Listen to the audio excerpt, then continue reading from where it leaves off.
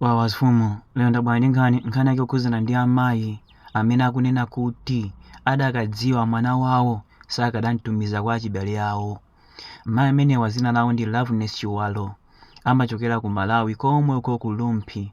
Mayiwa adali ndi mwanayo adamtumiza ku Blantyre kwa abale awo kapena kuti kwa mkolo awo. Mwanayo dzina lake ndi Temwa Chiwalo.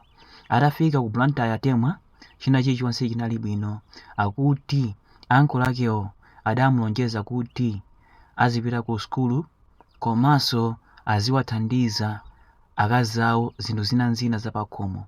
Zotsatira zake Temwa adayamba kupanga zimene ankanena ankolo ake. Adayamba kupita ku sukulu komanso ankawathandiza akazi a ankolo ake zintchito zapakhomo. Akazi a ankolo ake ankagwira ntchito ndi kawirikawiri samakhala ndi nthawi yapakhomo yokonza pakhomo izi ndi izi. Namapanga zonsezi adali Temwa adali mtsikana wa zaka 16. Munali mu chaka cha 2025 ndi mu nthawi imene amakhala Temwa uja akuti masiku ena akapita kokagona amagona mpaka amazuka mochedwa. Nthawi zina ku sukulu amalephera ndiye iye uja amadabwa akamazuka thupi lake limaphwanya.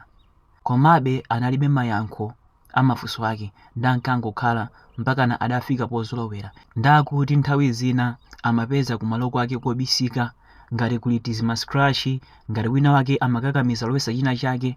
Ndiye iye uja sinanga anali mwana samaziwa kuti angapange chani, ankaona ngati kuti akukula basi. Ndi mmene zimakhalira, ndi zachilengedwe. Amakhala kawirikawiri akapita kokagona amagona kwambiri. Iye uja samaziwa china chilichonse chimene chikuchitika. Zotsatira zake iyeyu anadwala, akuti munali cha mu Novemba. Atadwala chonchija kenako mayi yake adalandira foni kuti mwana wanu kuno wadwala. Mayi yake Loveness Chiwalo adathamanga adapita ku Blantyre. Atafika kumene kuja anamona mwana wawo, mwanayo sali bwino, kuli bwino ndimtenge kaya apite kumuzi. Adamtenga mwana uja. Atapita kumuzi kuja si mwana wodwala ndankasambisa. Adaona bwenje lake ndikuoneka kuti wina wake amapitisako mbonga. Kenako adamfunsa mwana uja, tandiuze zikukhala bwanji, unagona nako ndi mamuna? Mwana uja adanena kuti simagonana ndi wina aliyense. Kenako makolo aja adamfunsa, nanga nchani ichi? Mwana uja adanena kuti sindidziwa china chilichonse, chimene ndikudziwa ine ndi ichi: nthawi zina ndikamadzuka kumabwereka, nthawi zina ndimapezako ma scratch. Kenako mayi ake aja analodabwa, adapitanso ku nyumba kwa ankolo aja ku Blantyre. Adawafotokozera kuti mwana wanga uku izi. Ankolo aja atamva zimenezi adamuuza sister wake, mwina nkutheka mwanayo ena ake amampanga chipongwe, ife kulibeko, ndiye tikuyenera tifufuze timpeza munthu amene timusakasaka. Sister uja adamva anabwereranso ku nyumba.